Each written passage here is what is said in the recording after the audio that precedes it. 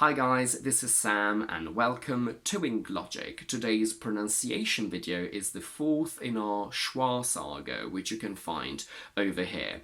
Today we will see how, when and why in connected speech we can change the pronunciation of function words and transform them from a full sound, a strong form, into a weaker one, a weak form.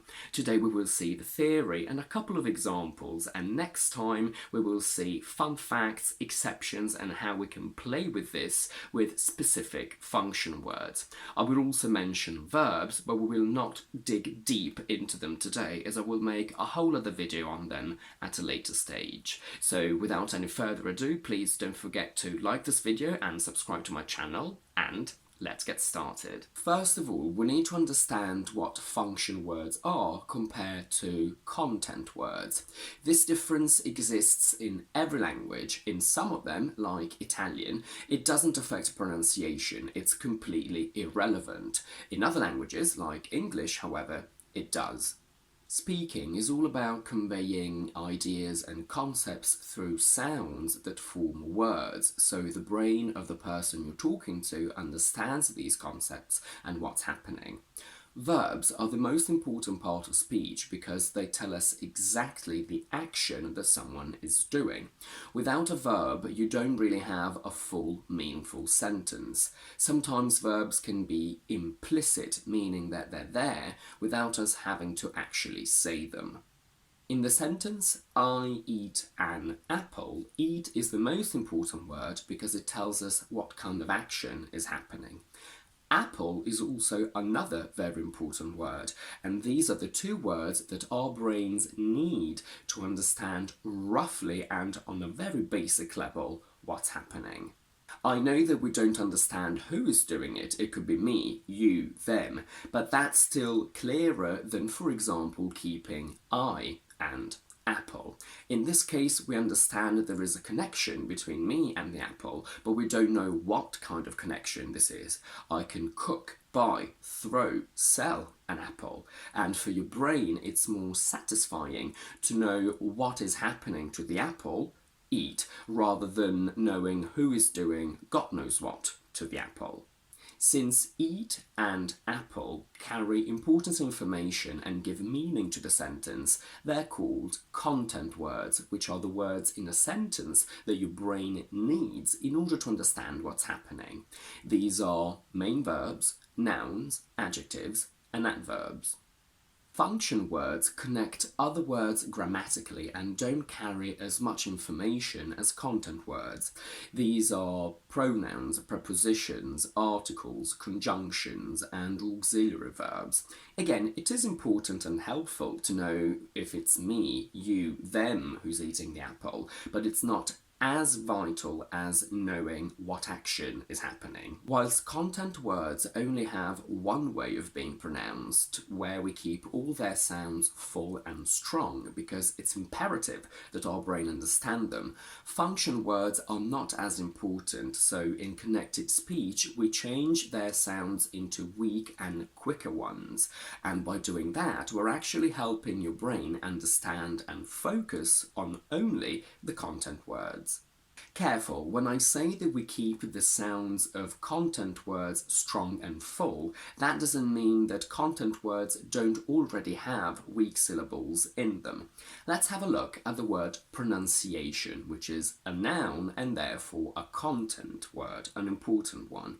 Although it is one, it still has two schwas. We don't say pronunciation, but we turn those two O's into schwas and we say pronunciation. Most multisyllable words will have weak syllables, usually pronounced as a schwa, but that never changes. Using these two schwas is the only correct way to pronounce this word. What happens with function words, on the other hand, is that they have two correct forms. A strong one, where the sound is kept strong and full, and a weak one, where the sound is turned into a weaker one, usually a schwa. We use strong forms when the function word is stressed, but in connected speech we hardly ever stress them, so we use weak forms instead. In a sentence, content words carry meaning and therefore stress. In this sentence, the strong form of this article is an, but when we speak, we don't say an apple, I eat an apple. We transform the strong a into a weak an apple, I eat an apple. We don't say this is for Tom, we say this is for Tom, where we go from for to f. And as you can hear, using weak forms affects intonation and stress because it makes the sentence much more fluid and quick. This is for Tom. This is for Tom. Weak forms are valid in every English accent and we use them all the time.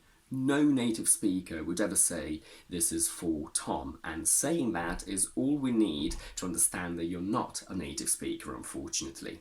Rhotic accents, so those that pronounce r all the time, like American, do the same, but they keep the r if needed. So instead of saying f in this case, they would say fur.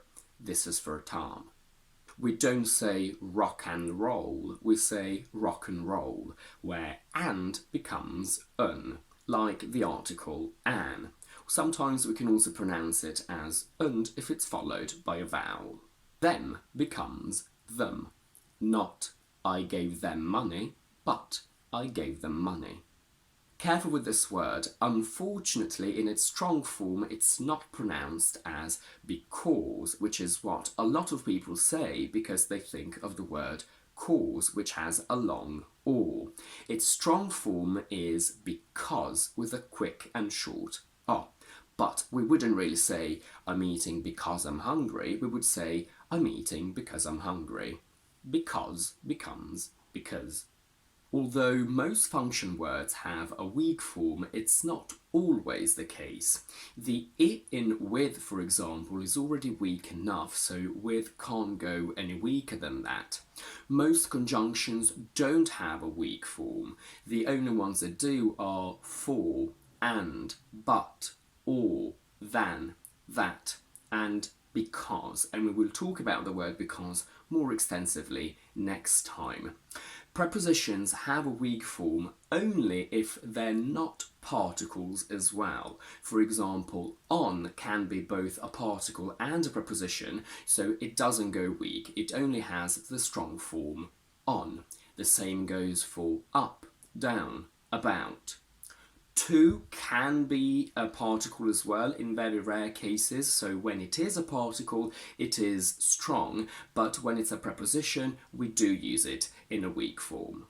I won't give you, and we will not go over a whole list of function words that change pronunciation, because I want you to try and decide which words do that, and you can always check a dictionary if you're in doubt. Switching from using strong forms all the time to using weak forms instead is a very hard concept for your brain and your heart to accept, so they will try everything to keep you using strong forms all the time. But once you have made that switch, it will become second nature and you will never go back. So you will have to put a lot of conscious effort in the beginning just to train your brain to do it, but once you're there, you will never be able to go back. Earlier we said that we use strong forms of function words when they're stressed. So the question is, when are they stressed? Using strong forms doesn't only mean that we use a strong and full sound, but we also add extra stress and emphasis to the word. We use the strong form when we call these function words by their name. If you want to say the article an, you would say that in the sentence I eat apple, you need to add an before apple. Strong forms create opposition and emphasis. If you think this letter is from Tom, I say to you, no, this is not from Tom, it's for Tom. So I want to highlight the difference in the connection between the letter and Tom. I want you, not them, for my project. We can't end a sentence on a weak form. So in this conversation, we say, who are you waiting for? Where for has a strong form because it appears at the end of the sentence. We can't say, who are you waiting for? But the reply is, I'm waiting for my mum, where we go weak because for is followed by a noun. In the sentence, what I'm waiting for is my manager's approval. For needs to be strong because although it's not at the end of the sentence, it's at the end of its logical block. What I'm waiting for is the whole subject of this sentence, so we must keep it strong. We can't say, what I'm waiting for is my manager's approval. And that's it for today. In this video we've covered the theory of strong and weak forms, and next time we will see how we can play with those with some specific function words and how we can change their meaning based on whether we use a strong or a weak form. In the meantime, please let me know in the comments if you have any questions about this and if you've ever noticed that we use weak forms when we speak. I will see you on Thursday with my quick vocabulary video and next Tuesday with another explanation one.